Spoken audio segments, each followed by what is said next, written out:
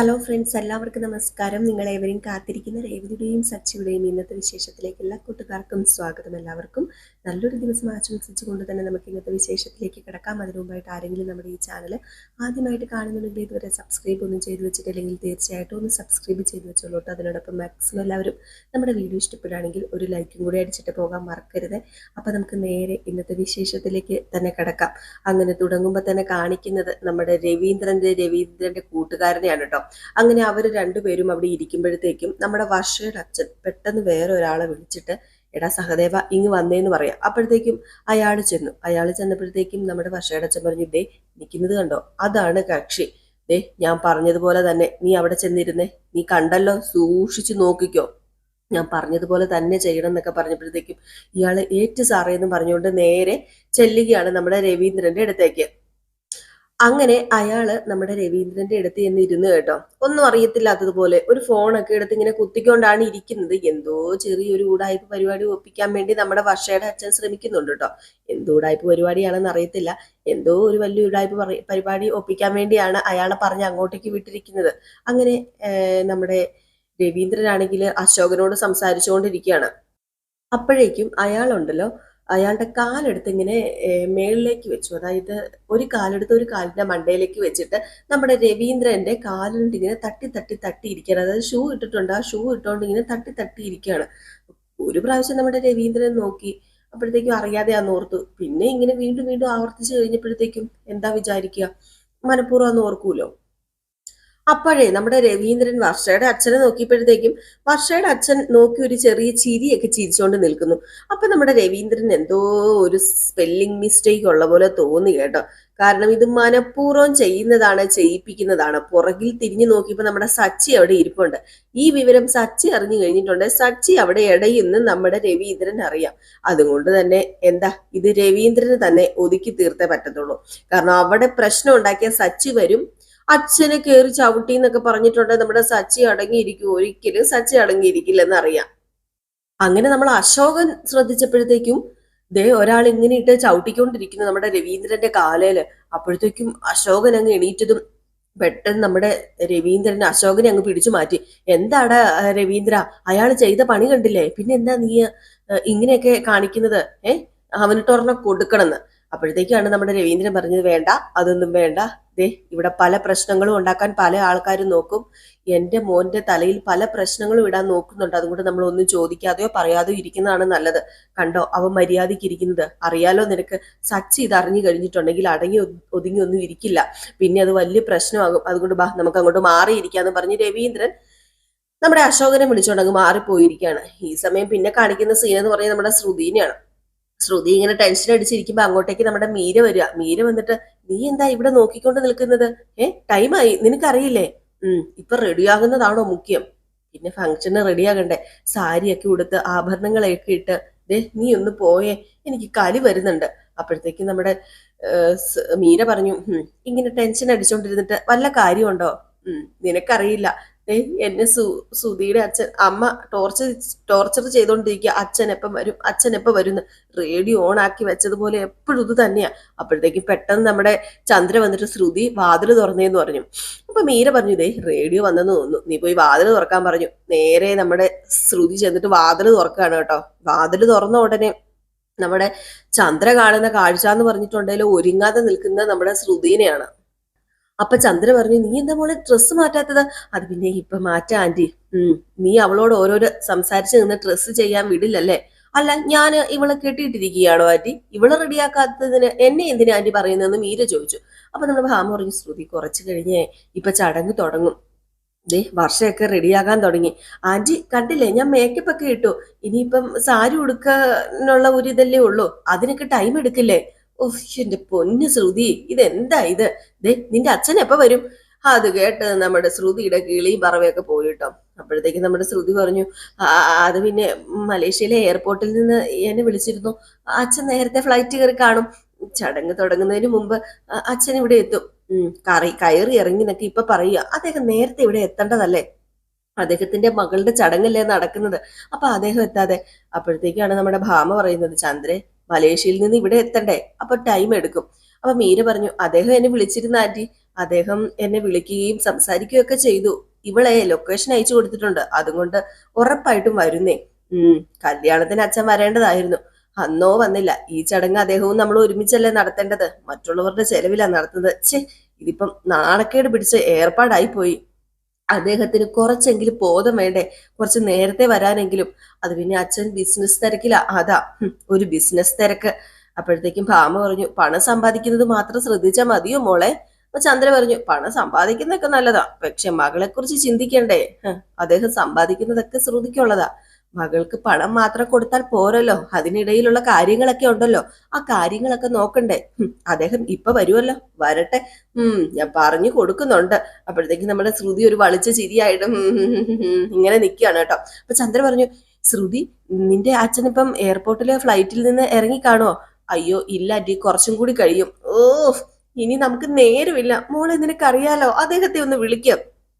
അത് പിന്നെ ഞാൻ കുറച്ചു നേരം മുമ്പാ വിളിച്ചത്, അച്ഛൻ ഫ്ലൈറ്റിലല്ലേ, ഇനിയിപ്പം വിളിച്ചാൽ കിട്ടില്ലല്ലോ. ഓ, അദ്ദേഹം എയർപോർട്ടിൽ എത്തിയിട്ടുണ്ടെങ്കിലോ, നീ ഒന്ന് വിളിച്ചു നോക്ക് ശ്രുതി. ആ ആന്റി പൊക്കോ, ഞാൻ വിളിച്ചോളാം, വിളിച്ചു നോക്കിക്കോളാം. ആ അല്ല, ആന്റി പോ ആന്റി, ദേ ഒന്ന് വിളിച്ചു നോക്ക് ശ്രുതി, ഞാനും കൂടി ഒന്ന് അറിയട്ടെ. എനിക്കാണെങ്കിൽ ഒരു സമാധാനവും കിട്ടുന്നില്ല. അപ്പോഴത്തേക്ക് നമ്മുടെ ശ്രുതി ഫോൺ ചുമ്മാതെ അങ്ങെടുത്ത് ഇങ്ങനെ ചെവിയിൽ വെക്കുകയാണ് കേട്ടോ. എന്നിട്ട് ശ്രുതി പറഞ്ഞു, കിട്ടുന്നില്ല ആന്റി. അപ്പം ഭാമ പറഞ്ഞു, കുറച്ച് സമയം അങ്ങോട്ടും ഇങ്ങോട്ടൊക്കെ എടുക്കുമായിരിക്കും, എത്തിക്കോളും. നീ ഇങ്ങോട്ട് വാ ചന്ദ്രേ, വാ നമുക്ക് പോകാം. അപ്പോഴത്തേക്ക് ശ്രുതി റെഡിയാകട്ടെ. എങ്കിൽ പിന്നെ പോവാ മോളെ, പെട്ടെന്ന് റെഡിയാണ് കേട്ടോ എന്ന് പറഞ്ഞുകൊണ്ട് നമ്മുടെ ചന്ദ്ര അങ്ങ് പോയി. അപ്പോഴത്തേക്കുമാണ് നമ്മുടെ മീര പറഞ്ഞു, എടി നീ പറഞ്ഞത് ശരിയാ, നിന്റെ അമ്മായിമ്മ മുമ്പത്തെ പോലെ ഒന്നുമല്ല, നിന്നോടുള്ള സംസാരത്തിൽ വലിയ മാറ്റം ഉണ്ടടി. അവർക്ക് എന്നോടുണ്ടായിരുന്ന സ്നേഹവും മര്യാദയൊക്കെ ഡ്രസ്സിലെ കളർ പോകുന്ന പോലെ പതിയെ പതിയെ മാഞ്ഞു പോവുക. ഇന്ന് നിന്റെ അച്ഛൻ വരുന്ന വല്ല പ്രതീക്ഷയില്ല അവര്.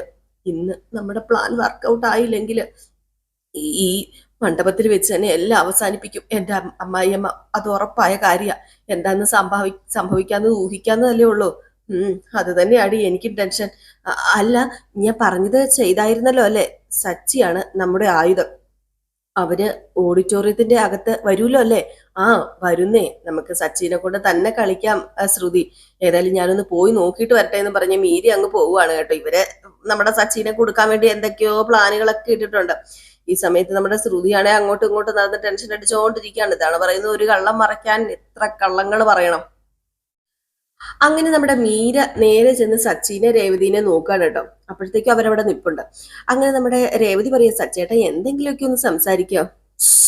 ഞാനൊന്നും സംസാരിക്കില്ല എന്ന് മട്ടില് നമ്മുടെ സച്ചി കൈയും കെട്ടി ഒരു ഒറ്റ ഇരിപ്പാണ് കേട്ടോ. കമാന്നൊരക്ഷരം മിണ്ടുന്നില്ല. പോട്ടെ, നമ്മുടെ രേവതി ഒന്ന് ഞുള്ളിപ്പോ പോലും അവിടെ കിടന്നൊന്ന് ചെറുതായിട്ട് കരയുന്നതേ ഉള്ളൂ. അല്ലാതെ നമ്മുടെ സച്ചി അതിന് പോലും പ്രതികരിക്കുന്നില്ല.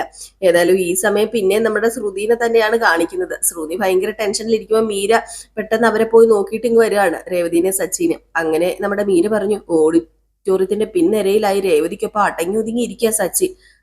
അനങ്ങി പോകരുത്, മിണ്ടി പോകരുത് എന്നൊക്കെ രേവതി പറഞ്ഞു കാണും മീരെ. അതാ അവൻ അങ്ങനെ ഇരിക്കുന്നത്. നമ്മൾ വേണം അവന് ചാവി കൊടുത്ത് വിടാന്. നീ മിടുക്കനായ ആളെ തന്നെയല്ലേ ഏർപ്പാട് ചെയ്തിരിക്കുന്നത്? മിടുക്കനല്ല, മിടുക്കൻ മിടുക്കൻ മിടുമിടുക്കനാണ് കോർട്ടർ ദാമു. അയാൾ ഇപ്പൊ എത്തും. നമ്മൾ പറഞ്ഞതുപോലെ അദ്ദേഹം വന്ന് സച്ചിനെ തന്ത്രപൂർവ്വം കുടിപ്പിക്കും. കുടിച്ചാൽ സച്ചി ആളാകെ മാറുമല്ലോ, ഉറപ്പല്ലേ? കുടിച്ചാൽ അവൻ ആളാകെ മാറും. അവന്റെ തനി സ്വരൂപം പുറത്തു വരും. അർത്ഥബോധാവസ്ഥയിൽ അവൻ എന്ത് ചെയ്യുന്ന അവന് തന്നെ അറിയില്ല. അങ്ങനെയാ. ഒരു സച്ചിനെ പുറത്തു കൊണ്ടുവന്നാ മതി. ദാമു സച്ചിനെ കുടിപ്പിച്ച് ആ നിലയിലാക്കും. ഫങ്ഷൻ അവൻ കുളവാക്കിക്കോളും. അത് ഉറപ്പായ കാര്യമല്ലേ, നീ പേടിക്കണ്ട ശ്രുതി. അല്ല, അവനെ കാണുന്നില്ലല്ലോ, ആ മറ്റവനെ ദാമുവിനെ. എപ്പോ വരും? അപ്പോഴത്തേക്കുമാണ് പെട്ടെന്ന് നമ്മുടെ ശ്രുതി വന്നിട്ട്, ആരാ വരുന്നേ? ആരുടെ കാര്യം നിങ്ങൾ ഈ പറയുന്നത്? എനിക്ക് മനസ്സിലായില്ലല്ലോ. അപ്പോഴത്തേക്ക് നമ്മുടെ ശ്രുതി ഇങ്ങനെ ഒരുങ്ങി ഒരു കുർത്തയൊക്കെ ഇട്ടിട്ടാട്ടോ വരുന്നത്, ഒരു ചെറിയ നാണത്തോടൊക്കെ കൂടി. അപ്പോഴത്തേക്ക് നമ്മുടെ മീര് പറഞ്ഞു, അത് പിന്നെ ഇവളുടെ അച്ഛനെ കുറിച്ചാ ചോദിച്ചത്. അങ്ങനെയല്ലോ, നീ അവൻ എപ്പോ വരുന്നല്ലേ ചോദിച്ചത്, അല്ലാതെ അദ്ദേഹത്തെ കുറിച്ച് ആണെങ്കിൽ അങ്ങനെ പറയില്ലല്ലോ. അവനെന്നല്ല പറഞ്ഞത്, അവർ എപ്പോ വരുന്ന ഞാൻ ചോദിച്ചത്. അതെ, അങ്ങനെ തോന്നിയതായിരിക്കും ശ്രുതിക്കെന്ന് പറഞ്ഞു. അപ്പോഴത്തേക്കും നമ്മുടെ ശ്രുതി പറഞ്ഞു, അതെ അതെ തോന്നിയതായിരിക്കും. ഇതെന്താ ശ്രുതി റെഡിയാകാത്തത്? ഞാൻ റെഡിയാണല്ലോ, എന്റെ പെർഫ്യൂം നിന്റെ ബാഗിലാ ഉള്ളത്, അതെടുക്കാനാ ഞാൻ വന്നത്. എങ്കിൽ ഇങ്ങ് ബാ, ഞാൻ എടുത്തു തരാം എന്ന് പറഞ്ഞുകൊണ്ട് നേരെ അകത്ത് കയറി പോവുകയാണ് കേട്ടോ. നമ്മുടെ മീര ഒരു നിമിഷം പേടിച്ചു പോയി, ഇനി എല്ലാം നമ്മുടെ ശ്രുതി കേട്ടോ എന്ന്. പിന്നെ കാണിക്കുന്നത് നമ്മുടെ മഹിമേനെയാണ്. മഹിമയാണെങ്കിൽ അടുത്ത പ്ലാനുമായിട്ട് നടക്കുകയാണ്. അപ്പൊ മഹിമ ഇങ്ങനെ സച്ചിനെ രേവതിനെ നോക്കിയപ്പോ അടങ്ങി ഒതുങ്ങി ഇരിക്കുകയാണ്. ഇവരാണെങ്കിൽ ഒരു തരത്തിലും എന്താ പറയുക, ഒരു പ്രശ്നം ഉണ്ടാക്കാത്ത മട്ടിലാണ് നമ്മുടെ സച്ചി ഇരിക്കുന്നത്. അങ്ങനെ നമ്മുടെ മഹിമയ്ക്കും കുറച്ച് ടെൻഷനും കാര്യങ്ങളൊക്കെ ഉണ്ട്. അപ്പോഴത്തേക്കും മഹിമ ഇങ്ങനെ നിൽക്കുന്നത് കണ്ടതും വർഷയുടെ അച്ഛൻ മഹിമയുടെ അടുത്തേക്ക് ചെല്ലുക. എന്നിട്ട് മഹിമയോട് ചോദിച്ചു, ഇതെന്തു പറ്റി, നിനക്കൊരു ടെൻഷൻ പോലെ? അത് പിന്നെ ഫംഗ്ഷന് വരാന്ന് പറഞ്ഞ ആള് ഇതുവരെ വന്നിട്ടില്ല. അതിന് അതിഥികളൊക്കെ വരുന്നതല്ലേ ഉള്ളൂ. അതിന് അതിഥിയല്ല, നമ്മളെ പ്ലാൻ നടപ്പാക്കാൻ വേണ്ടി ഒരാളോട് ഞാൻ വരാൻ പറഞ്ഞല്ലോ, അയാള് ഇതുവരെ എത്തിയില്ല. ഓ, സച്ചിനെ പ്രകോപിപ്പിക്കാൻ വേണ്ടി വരാൻ പറഞ്ഞ ആളാണോ? ആ അതെ, അയാളെ കാണുന്നില്ല. ഫംഗ്ഷൻ തുടങ്ങുമ്പോ തന്നെ സച്ചിയായിട്ട് അയാൾ മുട്ടണം. സച്ചിയെ ദേഷ്യം പിടിപ്പിക്കാനായി വേണ്ടതെല്ലാം അയാൾ ചെയ്തോളും. സഹി കെട്ട് സച്ചി അയാളെ അടിക്കും, ചടങ്ങാലം കോലമാകും. നമ്മുടെ ബന്ധുക്കളെ അവൻ തല്ലിയെന്ന് പറഞ്ഞുകൊണ്ട് നമ്മൾ പ്രശ്നം ഉണ്ടാക്കണം. അവന്റെ കുടുംബത്തിലുള്ളവർ പോലും അവനെ എതിർത്ത് സംസാരിക്കുന്ന രീതിയിലായിരിക്കണം നമ്മുടെ ഇടപെടല്. പിന്നെ നമ്മൾ വിചാരിക്കുന്ന പോലെ തന്നെ നടക്കും. പിന്നെ വർഷയും ശ്രീകാന്തും അവൻ കാരണമാണ് പ്രശ്നം ഉണ്ടായതെന്ന് പറഞ്ഞ് സച്ചിനെ കുറ്റപ്പെടുത്തി സംസാരിക്കും. ശ്രീകാന്തും സച്ചിയും തമ്മിൽ കയ്യാൻ കളിയുടെ വക്കത്തെത്തും. വലിയ വിഷയമാകും. പിന്നെ എന്താ സംഭവിക്കാൻ പോകുന്നത്? നമ്മുടെ മോളെയും മരുമകനെയും കൂട്ടി നമ്മൾ നമ്മുടെ വീട്ടിലേക്ക് അങ്ങ് പോകും. പിന്നെ എന്ന് നമ്മുടെ മോള് നമ്മുടെ കൂടെ തന്നെ ഉണ്ടാകും. നോക്കിക്കോ കേട്ടാ, രണ്ടുപേരുടെയും മനസ്സ് ഞാൻ മാറ്റിയെടുക്കും.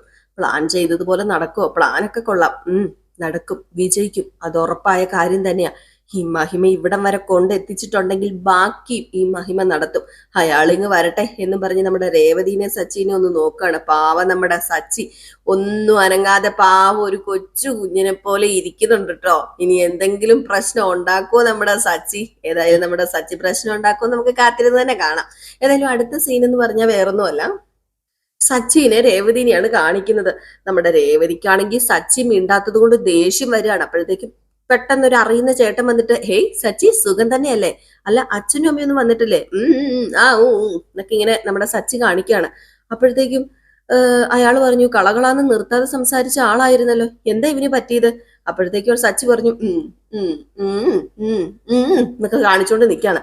അപ്പോഴത്തേക്കും നമ്മുടെ രേവതി പറഞ്ഞു, അയാൾ പോയി കഴിഞ്ഞപ്പോഴത്തേക്കും, എന്റെ പൊന്ന് സച്ചേട്ട ഇവിടെ ഇരിക്കേ, എന്താ ഇത് ചുമ്മാ കോമാളിത്തരം കാണിക്കുന്നത്? എനിക്ക് സത്യം പറഞ്ഞ ദേഷ്യം വരുന്നുണ്ട് കേട്ടോ. ഇനി നിങ്ങൾ വാ തുറന്ന് സംസാരിക്കാൻ പോകുന്നില്ലേ? എനിക്ക് അറിയാമല്ലാഞ്ഞിട്ട് ചോദിക്കുക. സച്ചേട്ടാ ഒന്ന് സംസാരിക്കും സച്ചേട്ടാ. ഓഹോ, സംസാരിക്കില്ല അല്ലേ? ഇപ്പൊ ഞാൻ കാണിച്ചു തരാം എന്ന് പറഞ്ഞൊരൊറ്റ പിച്ചു കൊടുക്കുകയാണ്. അപ്പോഴത്തേക്ക് നമ്മുടെ സച്ചി അനങ്ങാതിരിക്കുക, പിച്ചിട്ടും വേദന എടുക്കാത്തതുപോലെ. അപ്പോഴത്തേക്ക് രേവതി, വേദനയില്ലേ? അപ്പൊ വീണ്ടും പിച്ചി. ഇപ്പോഴത്തേക്ക് നമ്മുടെ സച്ചി എന്നൊക്കെ പറഞ്ഞിങ്ങനെ ഇരിക്കുകയാണ് കേട്ടോ. എന്നിട്ട് നമ്മുടെ സച്ചി അടക്കി പിടിച്ചിങ്ങനെ ഒച്ച വെക്കുക. അതുപോലെ വേദനിപ്പിച്ചപ്പോഴാണ് സച്ചി ഒന്ന് ചെറുതായിട്ടൊന്ന് ഒച്ച വെച്ചത് കേട്ടോ. രേവതിക്ക് മനസ്സിലായി ഇത് കുലുങ്ങുന്ന കേസല്ല എന്ന്. അപ്പോഴത്തേക്കും തൊട്ടടുത്തിരുന്ന ചേച്ചിമാരൊക്കെ ഇങ്ങനെ നോക്കി. അപ്പോഴത്തേക്കും ആ ചേച്ചി ചോദിച്ചു, എന്ത് പറ്റി, എന്താന്ന് ചോദിച്ചപ്പോഴത്തേക്കും രേവതി പറഞ്ഞു, ഒന്നുമില്ലേ ചേച്ചി എന്ന് പറഞ്ഞു. അപ്പോഴത്തേക്കും നമ്മുടെ സച്ചി നോക്കുന്നവരല്ല എന്ന് മാത്രമേ കാണിക്കുന്നുള്ളൂ. അപ്പോഴത്തേക്കും നമ്മുടെ രേവതി ചോദിച്ചു, വേദന എടുത്തോ? ഞാൻ പരീക്ഷിക്കാൻ വേണ്ടി പിച്ചിയതല്ലേ, നിങ്ങൾ പറഞ്ഞതുപോലെ തന്നെ വാ തുറക്കുന്നില്ലല്ലോ. കഷ്ടം സച്ചിയേട്ടാ, ആവശ്യത്തിനൊക്കെ മിണ്ടാട്ടോ. ഇതെന്തുവാ, ഞാനിവിടെ വെറുതെ ഇരിക്കല്ലേ, എന്നോട് സംസാരിക്കത്തില്ലേ? ഇന്ന് നമ്മുടെ സച്ചി കാണിക്കാണ്. അതുപോലെ നമ്മുടെ സച്ചി ഡീസന്റ് ആണ് കേട്ടോ ഇന്ന്. ഏതായാലും ഇത് കഴിഞ്ഞ് പിന്നെ കാണിക്കുന്ന സീൻ എന്ന് പറഞ്ഞാല് നമ്മുടെ വർഷേനെയാണ്. വർഷയാണെങ്കിലും മൊത്തം ആഭരണങ്ങളൊക്കെ അണിഞ്ഞിരിക്കുകയാണ്. അപ്പോഴത്തേക്ക് വർഷ കൂട്ടുകാരോട് പറയാ, ഇതിപ്പോ ജൂവലറിയിൽ ഇരിക്കുന്ന ബൊമ്മയെ പോലെ ഉണ്ടല്ലോ. ഇതിപ്പോ വല്ലാത്ത അസ്വസ്ഥതയാ. അത് പിന്നെ നിന്റെ അമ്മയാ ഇതൊക്കെ ഞങ്ങളുടെ കൈ കൊണ്ട് തന്നത്. നിന്നെ എല്ലാവരും ശ്രദ്ധിക്കണം. അതിന് ഇവിടെ എന്താ മത്സരം വല്ലോണം നടക്കുന്നത്? അതേലോ, അപ്പറേ ഒരു പെണ്ണ് ഒരുങ്ങുന്നുണ്ടല്ലോ. പിന്നെ എനിക്കിത് കംഫർട്ടബിളാ. ഇത് നീ ഡെയിലി അണിയുന്നൊന്നുമില്ലല്ലോ. ഇത് കഴിഞ്ഞാ പിന്നെ നിന്റെ കുഞ്ഞിന്റെ നൂലുകെട്ടിനല്ലേ നീ അണിയത്തുള്ളൂ. അത് പെട്ടെന്ന് ഉണ്ടാകുമോ? നീ എല്ലാത്തിനും ഫാസ്റ്റ് അല്ലേ, അതുകൊണ്ട് ഞാൻ ചോദിച്ചതാ. അയ്യോ പിന്നെ അതൊക്കെ കുറച്ച് ലേറ്റ് ആകും, ഞാൻ ഫാസ്റ്റ് ഒന്നും അല്ല. അപ്പോഴത്തേക്കും പെട്ടെന്ന് നമ്മുടെ ശ്രീകാന്ത് കയറി വന്നിട്ട്, എന്ത് ലേറ്റ് ആവുന്ന പറയുന്നത്? ഫുഡ് കഴിക്കാൻ ലേറ്റ് ആവുന്നു. അല്ല അതിനെന്തിനാ ഇവരൊക്കെ ചിരിക്കുന്നത്? അപ്പോഴത്തേക്കും നമ്മുടെ ശ്രുതിയല്ല വർഷ ചോദിച്ചു, എന്തിനാ ശ്രീകാന്ത് ഇപ്പൊ ഇങ്ങോട്ടേക്ക് വന്നത്? അത് പിന്നെ ഞാൻ വെറുതെ നിന്നെ കാണാൻ വേണ്ടി വന്നതാ. എന്നാ പിന്നെ വർഷേ നീ ഇവിടെ ഇരിക്ക, നിന്റെ കെട്ടിയവനോട് സംസാരിച്ചോണ്ട്.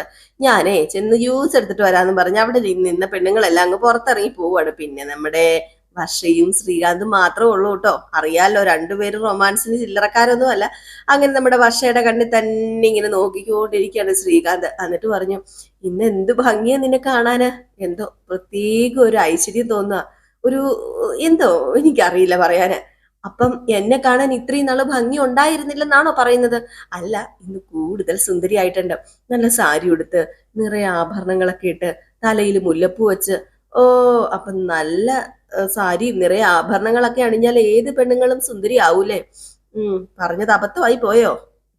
എന്റെ പൊന്ന് ശ്രീകാന്ത്, സൗന്ദര്യം ഇതൊന്നും അല്ല, പുറമെ കാണുന്ന ഒന്നുമല്ല. പിന്നെ എന്തിനു നീ ഇതൊക്കെ അണിഞ്ഞത്? ഇത് അമ്മ നിർബന്ധിച്ചത് കൊണ്ട് മാത്രം അണിഞ്ഞതാ. ദേ, ഞാൻ ഇന്ന് ആഭരണമൊന്നും അണിയാതെ ഒരു ജീൻസും ടീഷർട്ടും ഇട്ട് മാത്രം അവിടെ ചെന്നിരുന്നേനെ അമ്മ പറഞ്ഞില്ലായിരുന്നെങ്കില്. ദേ, നീ പുറത്തൊന്നും ഇറങ്ങല്ലോ കേട്ടോ. മിക്കവാറും ഇത്രോ ആഭരണങ്ങൾ കണ്ട നിന്നെ ആരെങ്കിലും എടുത്തോണ്ട് പോകും.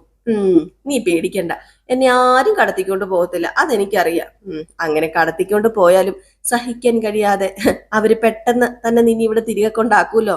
ഓഹോ, അപ്പൊ ഞാൻ സഹിക്കാൻ പറ്റാത്ത ഒരാളാണെന്നാണല്ലേ പറയുന്നത്? ഞാൻ ചുമ്മാ പറഞ്ഞതല്ലേ എന്നിങ്ങനെ പറഞ്ഞിട്ട് കണ്ണിൽ നോക്കിയിട്ട്, ഇതെന്താ ഇവിടെ എന്തോ ഇരിപ്പുണ്ടല്ലോ എന്ന് പറഞ്ഞുകൊണ്ട് നമ്മുടെ ശ്രീകാന്ത് ഇങ്ങനെ അടുത്ത് ചെല്ലുകയാണ്. അതേ ഒരു പാട് പോലെ. എവിടെ? ഇവിടെയാണോ? പിന്നെ ഇവിടെയാണോ? അല്ലല്ലല്ല, അവിടെ ഒന്നും അല്ലെന്നേ, ഞാൻ കാണിച്ചു തരാം എന്ന് പറഞ്ഞ് മുഖം ഇങ്ങനെ ചേർത്ത് പിടിച്ചിട്ട് ഒരു ഉമ്മ കൊടുക്കാണ് കേട്ടോ. ഇതെന്ത് പറ്റി? റൊമാൻസ് ആണല്ലേ, റൊമാൻസ്. ഇത് എന്ത് പറ്റി എന്നിങ്ങനെ ചോദിക്കാണ്. അങ്ങനെ രണ്ടുപേരും കൂടെ ഭയങ്കര റൊമാൻസ് ആണ് കേട്ടോ. ഏതായാലും ഇവര് രണ്ടുപേരും റൊമാൻസ് ഒക്കെ എടുത്തോണ്ടിരിക്കുമ്പോഴാണ് പെട്ടെന്ന് നമ്മുടെ വർഷയുടെ അമ്മ കയറി വരുന്നത്. പെട്ടെന്ന് ഞെട്ടിപ്പോയിട്ട് നമ്മുടെ ശ്രീകാന്ത് അയ്യോ, ഞാൻ ചീപ്പ് എടുക്കാൻ വന്ന, ചീപ്പ്, അയ്യോ ചീപ്പ് എന്ന് പറഞ്ഞ് അങ്ങോട്ട് ഇറങ്ങി പോയിട്ടോ. അപ്പോഴത്തേക്കും നമ്മുടെ വർഷ ഭയങ്കര ചിരി. അപ്പോഴത്തേക്കും നമ്മുടെ വർഷയുടെ അമ്മയ്ക്കും എന്തോ പോലെ ആയി പോയിട്ടോ, മഹിമയ്ക്കും. അപ്പൊ വർഷ ചോദിച്ചു, ഇത്ര ആഭരണങ്ങളൊക്കെ ഇടണോ അമ്മ, എനിക്ക് എന്തോ പോലെ തോന്നുക, അത് കുറച്ച് നേരത്തേനല്ലേ, ദേ നീ ഇവിടെ വന്നിരുന്നേ, ഇതൂടെ ഇട്ടേ എന്ന് പറഞ്ഞ് വേറെ രണ്ടൂന്ന് മാലയും കൂടെ അങ്ങോട്ട് നമ്മുടെ വർഷയുടെ കഴുത്തിൽ ഇട്ട് കൊടുക്കാണ് കേട്ടോ. ഏതായാലും വർഷേനെ കാണാൻ അടിപൊളിയായിട്ടുണ്ട്, സുന്ദരിയായിട്ടുണ്ട്, നിറച്ച് സ്വർണവും ഉണ്ട്.